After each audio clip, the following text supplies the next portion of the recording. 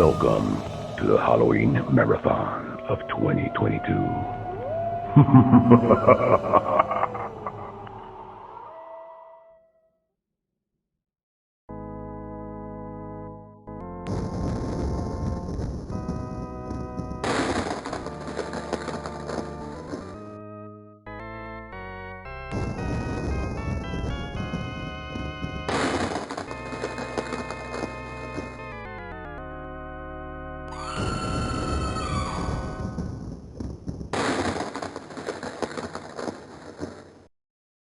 Back in 1988, Namco released a bloody gore-fest of an arcade beat-em-up by the name of Splatterhouse.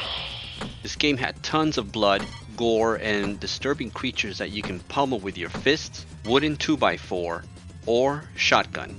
It was a very gory arcade game that was very popular in its release. So how would Namco follow up that amazing arcade game? More gore? More mayhem? Maybe more blood? More horror? How about none of that? Wanpaku Graffiti was a total 180 from the arcade hit. Unfortunately, this game was only released in the Famicom in Japan. For some reason, it never got a port to the States, and I think I know why, but I'm going to get to that a little bit later on. Wanpaku Graffiti is a basic looking platformer with hack and slash gameplay elements. And Wanpaku is supposed to mean naughty in Japanese. Don't ask me why. And if Jason Voorhees was a cute little doll, this would be the result right here. So the game starts off with some girl in a cemetery at night crying next to a grave, when suddenly lightning strikes the grave and you come back to life. Just like any girlfriend out there that sees her boyfriend being brought back to life in the middle of the night in the cemetery by a lightning bolt, she jumps for joy. Unfortunately, lightning also strikes the grave next to you, and it just happens to have the evil Pumpkin King inside of it. Now, unfortunately, he happened to play Ghosts and Goblins a few months before, and it gave him a couple of ideas. And son of a bitch, that bastard just used one of those ideas. God damn it. So he scoops up your girlfriend and steals her into the night. You talentless bastard. So now it's up to you to go and save her.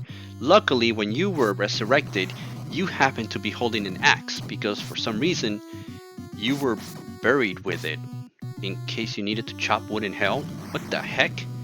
Anyway, you're gonna use this little cute axe to swing and fight your way to multiple levels. And the levels here range from being inside the house, to being outside the house, to hitting the sewers, to being inside a little library. And I do love the parallax scrolling on the first stage. Not bad.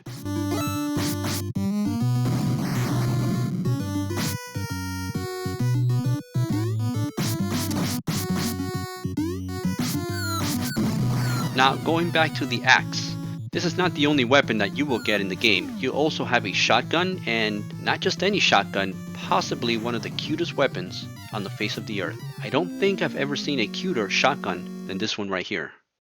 Now, you're going to find many assorted enemies along the way, and it's highly recommended that you engage every single one of them, because when you do, the more you kill, the more experience you get, which will help boost your health meter. And you're going to need to fill up that bar, because this game, while not overly difficult and not impossible, it's not easy either.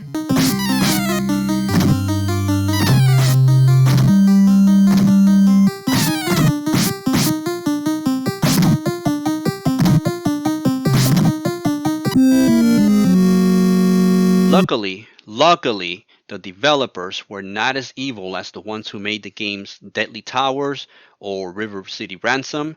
They actually figured out a way to create a password system that doesn't require you to break or sprain your freaking wrist while writing those damn things down. Oh, check out my video regarding passwords from hell. This game has some weird yet funny bosses. At one point you fight a vampire that is dancing to a song that he looks like he put a lot of work into the choreography part of it.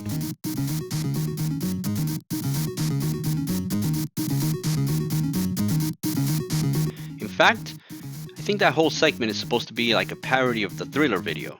I think it's freaking hilarious. I love it. And that right there sets the tone for the rest of the game. Right there at that point, you know you're going to experience some really silly looking bosses and an overall fun gameplay experience. In fact, The entire game is just one big collection of fun-looking bosses and enemies. Now, when I said previously that I think I knew why this game didn't come out here in the States, it's probably because it has to do with the trademark and copyright issues that might have come up due to the characters and the designs, such as the vampire dancing boss here. Yeah, I'm gonna show him again because I love him. He's freaking awesome.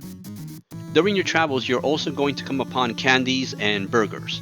Now the candies fill up a little bit of your meter, while the burgers obviously fill up a lot more of the health meter. Also keep an eye out for where the burgers or the candies are located at the end boss screens. You want to make sure that you only pick them up when it's absolutely necessary. Now, one of the things that I did find a little bit annoying with this game right here is that after you fight a boss and you clear the stage, you figure, well, my health meter is going to recharge and be back to full health when you start the next level. That's not the case. It's just a continuation from the previous level. So whatever health you have left at the end is what you're starting off on the next level. So if you're low on health and you just happen to beat the boss with just one little piece of health meter left, don't celebrate just yet because you don't know what's going to be coming up on the next level. Now, it's not trying to reinvent the wheel or do anything amazing. It's just a very solid platformer with some very funny visuals and overall, pretty good gameplay.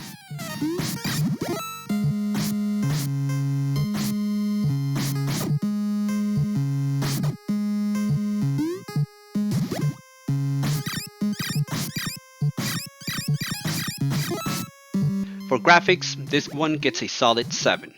It's not trying to break new ground, it's a parody, it knows it, and it relishes in it. The protagonist is cute, the bosses are funny, and the overall atmosphere is just fun to look at.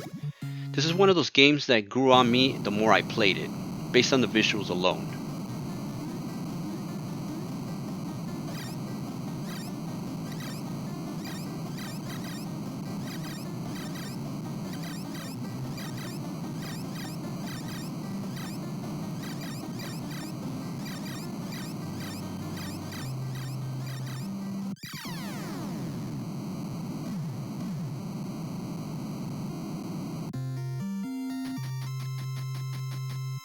Gameplay meter on this one, it's a 6. It's a platformer sequel to a game where gory visuals and punching demons through skulls was its premise. Yet by going with a simple platforming style with good controls is enough to make it fun, at least for me.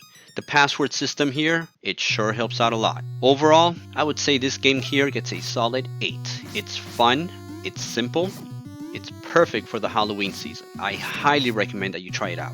I wish I could have played this game when I was younger in my Nintendo days. I can say without a doubt that this would have been a game I would have added to my library easily. So, be back here tomorrow when I will be talking about a game from a system that got very little love back in the 80s. Wonder which one that is. Stay tuned.